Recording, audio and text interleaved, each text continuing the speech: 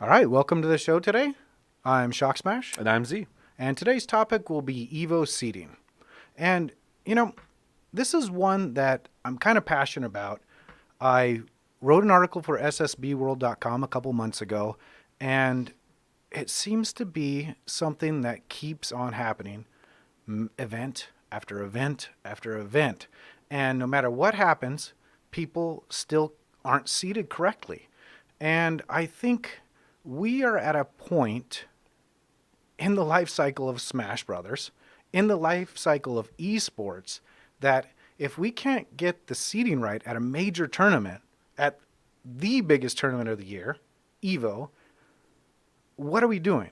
How can we go about fixing this? It's driving me nuts. It's driving players nuts. I mean, look at Eon again, a SoCal player who just tweeted out the other day that he's just going to stop going to majors because every time he faces the same trouble. He's underseeded and he has to run the gauntlet of SoCal players. And he's not an unknown factor, right? He is a PR player, very well known in SoCal.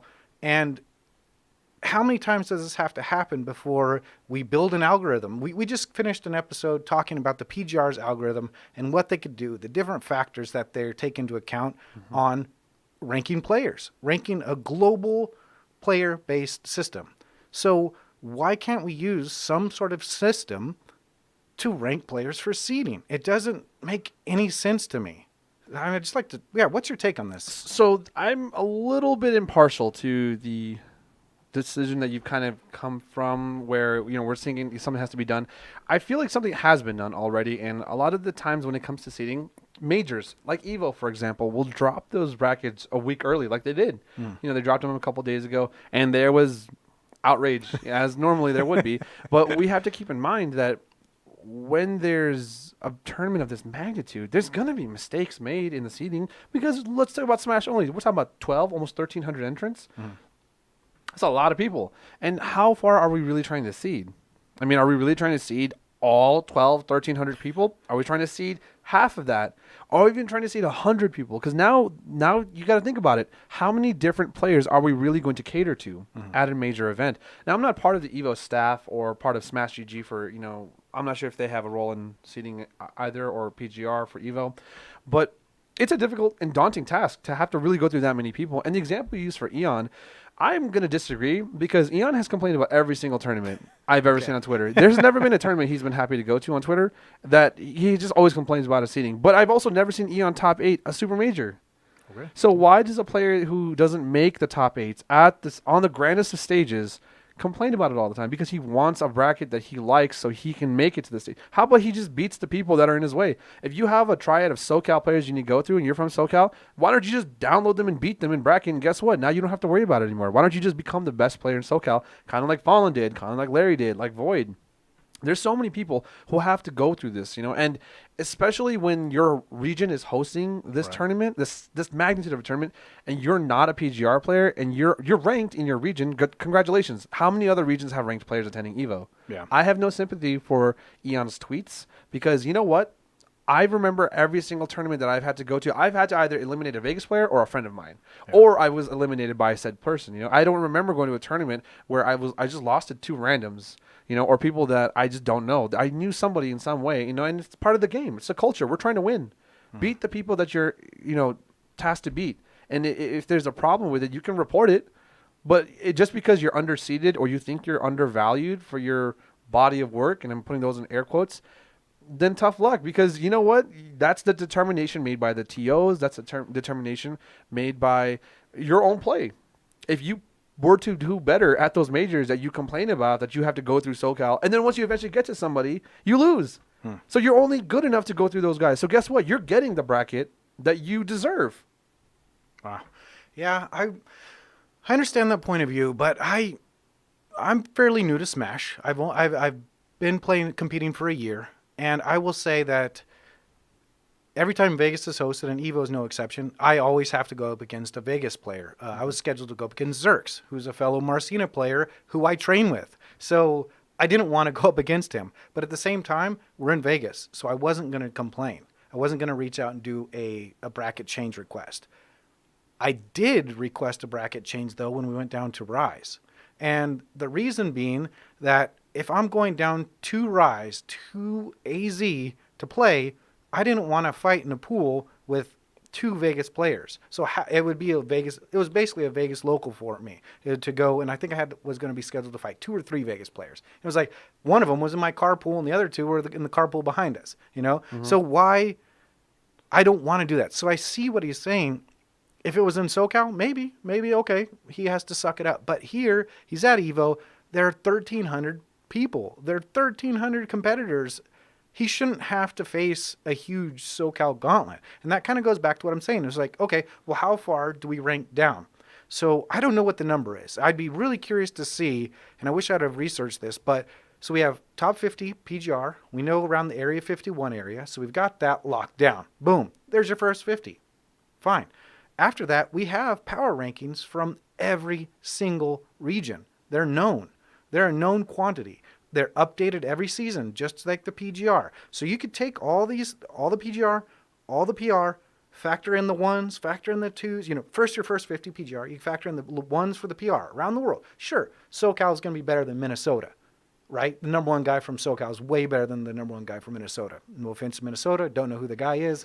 But still, you're saying, hey, PR, at least we have somebody where they go, oh, yeah, in our region, he's number 1. And so you have a ranking of 1s and you have a ranking of 2s, and you kind of go down where you don't have just some random guy who's seated way higher than he should be, or Eon seated way lower than he should be.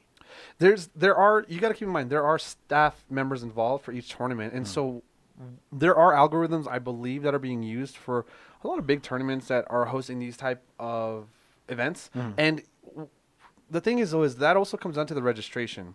You think about it, we have pre-registration open for how long? How long has Evo registration been open? I don't know, long time. And why are so many people registering so late? Last day registering. So that needs to change the bracket as well. So when you're registering and now you all of a sudden come in and you register last minute, but you're a top 100 player, like what do you think is going to happen? Because we have to change the whole. We have to change the whole bracket around. That's true. Yeah. We have to change the whole the trajectory of top 32, top 64, top 8. Right. Just to accommodate one person, when 1,300 other people are flying from across the country, across the world, to go to this event, to have a great time, to have their shot to possibly win a championship. There's so many things we have to take into consideration, and a little bit is the player's responsibility as well. Like you said, you have the opportunity to request a bracket change. Requesting a bracket change because you're playing someone within your region is a completely valid reason to have it changed, and you can do that. Right. And I'm sure that, for example, Pollo from Las Vegas requested a bracket change because he would have had to play another Vegas player. And he requested it. It was changed. In fact, they wiped out all the pools to redo them all to have the appropriate seating going for this Evo. And if you take a look at it now, it's been corrected. So the fact that they released the pools ahead of time is, I think, a great gesture for us, because then we can take a look and say, and have the complaints. And I feel like those complaints definitely help us out. Help out the Evo seating. Help out the Evo staff. Because then they can go ahead and say, okay, we messed up, but now we know where we need to go. Right. Because keep in mind, Evo is a tournament. It's an event. It's just a great weekend, right? But it's not a circuit. It's not necessarily, Smash is number 1. Right. Not even Street Fighter is number 1, because it's just an event. It's a championship weekend for everybody to go to. And I don't believe it's Evo's responsibility to keep track of every single player that's playing every single game. That's why they have the requested bracket change. That's why they have team members brought on to help run the events. And I think they're doing a great job with the fact that they allow you to go ahead and request a bracket change. Because I remember 10, 15 years ago when you went to a tournament and they lined your name up and you rode in with your best friend, your training partner, you played them round 1. Guess what? That's it. I hope you guys have a fun ride back, because that's going to be the bracket, And so they've accommodated players already. We've come a long way into changing around how we run our tournaments, our first rounds, our second rounds. But I don't have anything sympathy for anybody who's going to come to a major event and complain and complain and complain. And you know what? Just don't go to majors then, because if you can't handle beating people that you should know how to beat, I don't see you ever becoming a champion. I don't see any reason why you'd ever be a top 8 player. And why? What are you competing for then? Just because it's fun? Then go play. But you're going to complain about your bracket for what? Right. What are you trying to do? Because that kind of behavior that you're demonstrating, who wants to pick up a player like that? Who wants a teammate like that? I wouldn't want somebody on my team who's going to be complaining about every single tournament they go to. I want someone who says, hey, you know what? I might have to slay some of my brothers, but I'm going for gold. And that's the kind of attitude I want to see. I don't want to see someone complain and whine and I don't want to play my friends. You play them every week. Just, you're in Vegas playing them. Right. Get through them. Or are you afraid that they're going to beat you?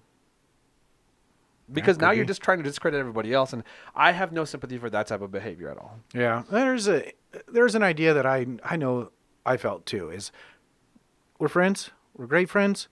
When we go to bracket, we're competitors. That's it. Exactly. Afterwards, we're gonna have fun. We're gonna go have a drink, do whatever. But in those 8 minutes or 10 minutes or whatever, we're gonna go at it, and hopefully I'm gonna win, and hopefully you think you're gonna win, and whoever is the best man or woman on that day is the winner.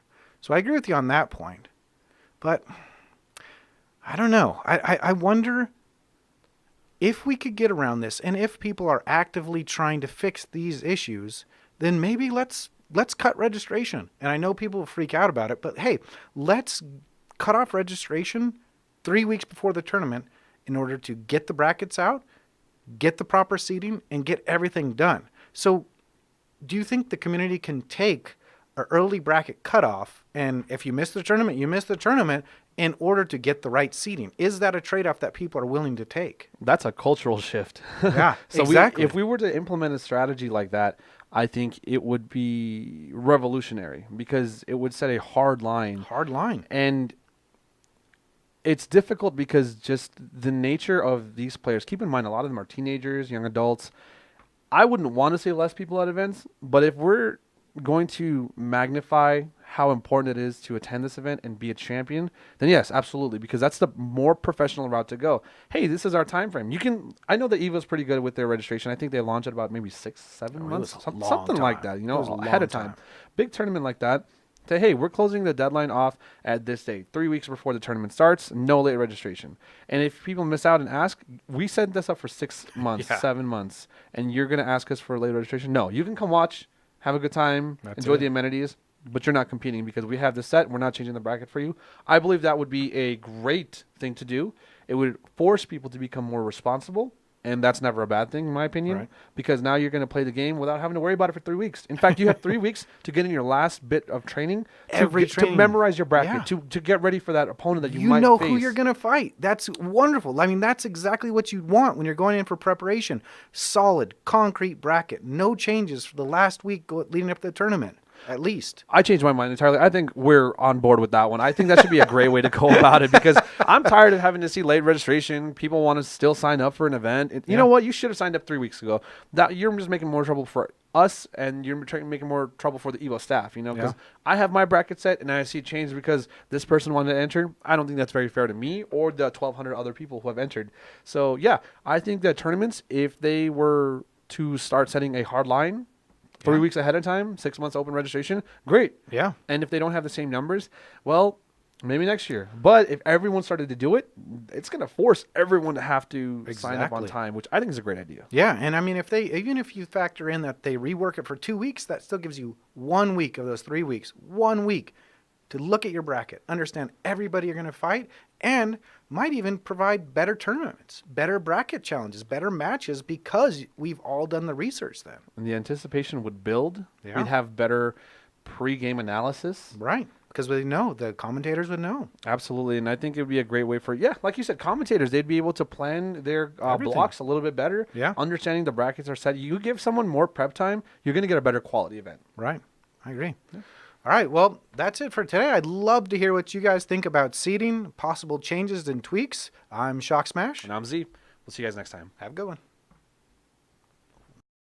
Okay, thanks for watching. I'm ShockSmash. And I'm Z. And if you really liked what you watched today, be sure to follow us and subscribe. Also, check out our Twitters at SmashBro_Z. And at Steve J. Shockey. See you guys.